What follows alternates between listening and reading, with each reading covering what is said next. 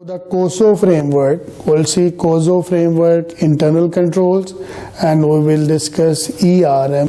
These two are very important concepts because as after 2002 internal control has become mandatory for the firm, so everyone need to make an internal audit department, and in internal audit department you have to put COSO framework. You have to adopt a COSO framework and ERM. What are those? I will explain shortly. What is internal control? So there is a definition of internal control. It's a system devised by board of directors, management and other personnel designed to provide reasonable assurance regarding the objective related to operation, reporting and compliance. So we want to focus on the processes. We want to make these are flawless, they are efficient, they are more faster, and it add value in day-to-day operations.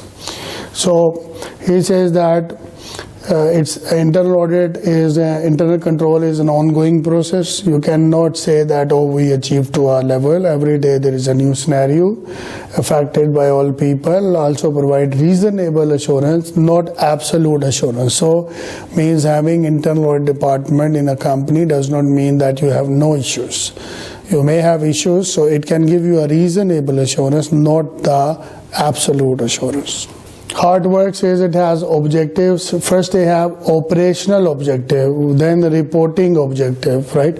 Operational objective means, you know what is operation? When we open the door of the office and close it in the night, everything, sale, purchase, procurement, hiring, firing, this is day-to-day operational matters. So we want to protect our assets, we want to put policies, procedure, so they can deliver us the most effective workflow. Reporting objective means our system should be capable to generate financial and non-financial reports. They should be reliable, efficient, and it can help users to take effective decision. Yeah, he says internal financial reporting objectives may be division level. Internal objectives may relate to customer satisfaction. External financial reporting objective may be interim financial statements. COSO frameworks, external financial reporting objective may be internal control reports. So there could be several objectives for that. We have compliance objective, means that whatever applicable rules, regulation and laws, internal control department should make sure that we are into that accordance. Even nowadays environmental law, anti-money law, then anti-terrorism law and other laws, health safety laws, EHS, health safety and environment, these all has to be taken in consideration. So in short, he said these are the objectives. So operation, reporting and compliance. Sometimes objective can have an overlap, so we have to study how to handle them. Sub-objectives means that there is a broader objective and there are inner objective for each departments.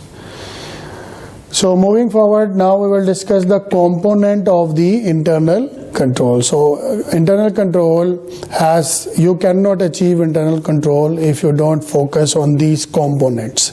You have to deploy these components, then internal control will be achieved. I will tell you broadly, if I want to bring something in the company, first I have to tell everyone the importance of that.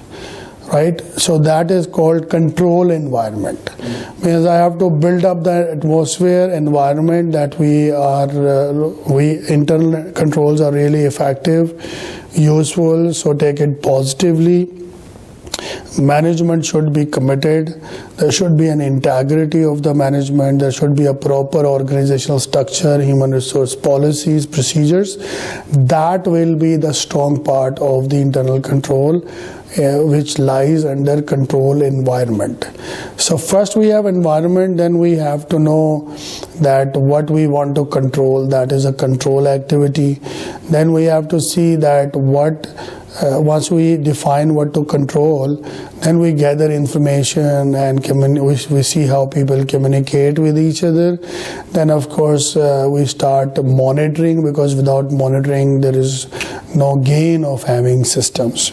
So this is what he says: control environment, risk assessment, how to assess the risk, what we want to control, how information passes, and the monitoring is the very important. So one by one he will explain what is control environment. I told you management integrity, ethical values, communication, its attitude towards integrity and ethical value. Because if the management is not ethical, then any system will not produce any kind of quality in the organization. Then of course we have to make sure that management is independent from the control. Like there should be head of internal audit which will be reporting to audit committee. Management is putting the system. So this reporting lines you have to make it very clear. Risk assessment, that your system should have ability to assess the risk. So there should be some objective, strategy, priorities, how to handle risk management you have to use. Operational objective should define that what is your risk tolerance. Tolerance means that what you can absorb, what is your risk appetite, ability to bear the risk. For example, if you are a bank, market is down and you cannot absorb the default risk, so you will stop lending. But there might be a big bank still in the recession, they can lend because they feel that they are big and their risk ability to absorb the risk is bigger. External reporting objective, that we should consider materiality, reflect entity activities. External non-financial reporting objectives, as I explained. Internal reporting objective, and then we have compliance objectives. So these all objectives we have to keep in our mind once we are planning for objectives. It says organization identify all risk, internal or external. And then they say what is the objectives, and they analyze risk, how to determine, how to handle, how to prioritize. So that's lead to a risk management in general. Yeah, risk tolerance I explained you already. And risk responses consider how each risk will be managed. So we have some specific risk responses. For example, if there is a recession, I can stop lending.